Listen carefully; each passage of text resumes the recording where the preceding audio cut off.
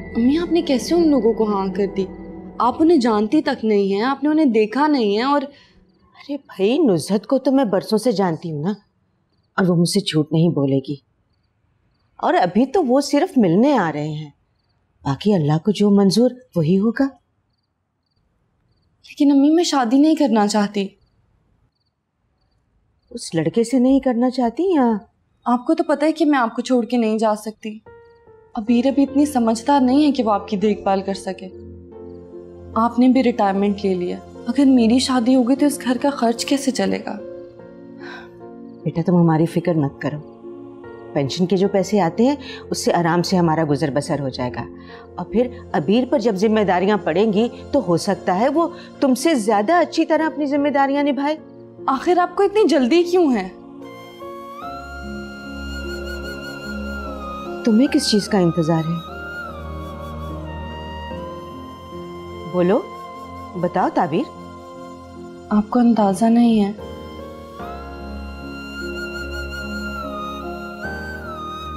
देखो ताबीर, आजान हम बहन भाइयों की औलाद में वाहिद लड़का है, और मुझे वो अपने बेटों की तरह अजीज है, और मेरी मोहब्बत उससे कोई ढकी छुपी नहीं है। तो फिर अम्मी?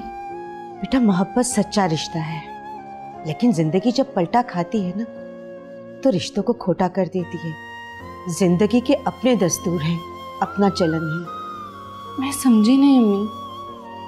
बेटा ऊपर ऊपर से मीठी नजर आने वाली जिंदगी अंदर से बड़ी कड़वी और कसैली होती है, और यही जिंदगी अगर धूप में ला खड़ा करे ना तो मोहब्बत भाप बन के उड़ जाती है।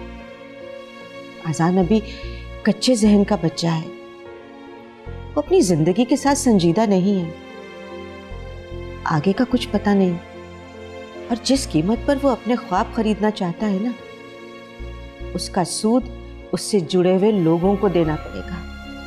तुमने अब तक दुख ही दुख देखे हैं, और दुखों की पोटली मैं तुम्हें जहेज में नहीं देना चाहती। बेटा जहां तुम जा रही हो ना वहां तुम सारी जिंदगी राज करोगी, खुश रहोगी, और मैं चाहती हूँ कि मेरे जीते जी ना करे अम्मी, आपको मेरी भी उम्र लग जाए।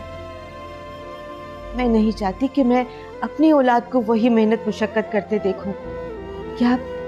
क्या तुम मुझे वो खुशी की घड़ियां नहीं दे सकती?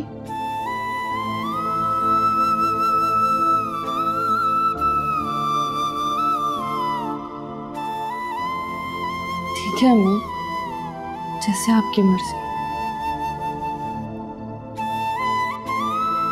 जीते रहो बेटा, अल्लाह तुम्हें खुश रखे, हमेशा खुश रहो, आबाद रहो। अभी अजनबी